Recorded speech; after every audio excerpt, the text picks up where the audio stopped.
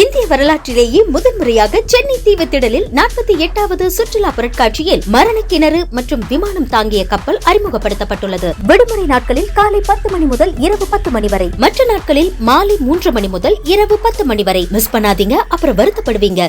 புதுச்சேரி சட்டப்பேரவையில் அடுத்த 5 மாதங்களுக்கான அரசின் செலவினங்களுக்காக இடைக்கால பட்ஜெட்டை முதலமைச்சர் ரங்கசாமி தாக்கல் செய்தார். முழுமையான பட்ஜெட்டை தாக்கல் செய்யாததை கண்டித்து திமுக மற்றும் காங்கிரஸ் உறுப்பினர்கள் வெளிநடப்பு செய்தனர்.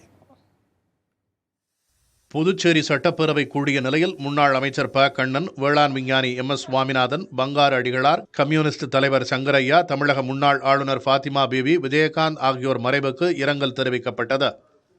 தொடர்ந்து ஏப்ரல் முதல் ஆகஸ்ட் மாதம் வரையிலான 5 மாதங்களுக்கு அரசின் செலவினங்களுக்காக 4634 கோடி ரூபாய் மதிப்பிலான இடைக்கால பட்ஜெட்டை முதலமைச்சர் ரங்கசாமி தாக்கல் செய்தார். முழு பட்ஜெட்டை தாக்கல் செய்ய வாய்ப்பு கிடைத்தும் கோஷ்டி பூசலால் முழு பட்ஜெட்டை தாக்கல் செய்யவில்லை என கூறி திமுக மற்றும் காங்கிரஸ் கட்சிகள் வெளிநடப்பு செய்தன. மிக சிறந்த முறையில் ஒரு பட்ஜெட்டை போட்டுக்கலாம், ஆனால் காலதாமதப்படுத்தி வேண்டுமென்றே கிடைக்கல என்ற காரணத்தை சொல்லி எந்த ஃபைலையும் கோப்பி அனுப்பாமல் இவங்களுக்குள்ள ஒற்றுமை இல்லாத காரணத்தால் இன்றைக்கி பட்ஜெட்டை போடலை. இதனால் புதுச்சேரி கடந்த 10 ஆண்டுகளுக்கு பிறகு போன ஒரு ஆண்டு மட்டுமே முழு பட்ஜெட் போடப்பட்டது.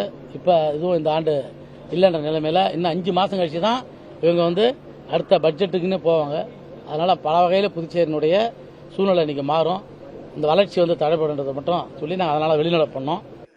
இதேபோல புதுச்சேரிக்கு மாநில அந்தஸ்து கோரியும் மத்திய நிதி கமிஷனில் மத்திய அரசு சேர்க்காததை கண்டித்தும் சுயேச்சை MLA நேரு பேரவையில் இருந்து வெளிநடப்பு செய்தார்.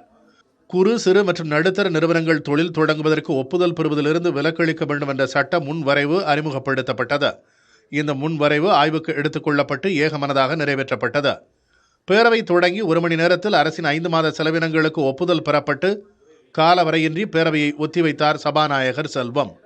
புதிய தலைமுறைக்காக புதுச்சேரியிலிருந்து செய்தியாளர் ரஹ்மான். இந்திய வரலாற்றிலேயே முதன்முறையாக சென்னை தீவுத்திடலில் 48வது சுற்றுலா பொருட்காட்சியில் மரண கிணறு மற்றும் விமானம் தாங்கிய கப்பல் அறிமுகப்படுத்தப்பட்டுள்ளது. விடுமுறை நாட்களில் காலை 10 மணி முதல் இரவு 10 மணி வரை, மற்ற நாட்களில் மாலை 3 மணி முதல் இரவு 10 மணி வரை. மிஸ் பண்ணாதீங்க, அப்புறம் வருத்தப்படுவீங்க.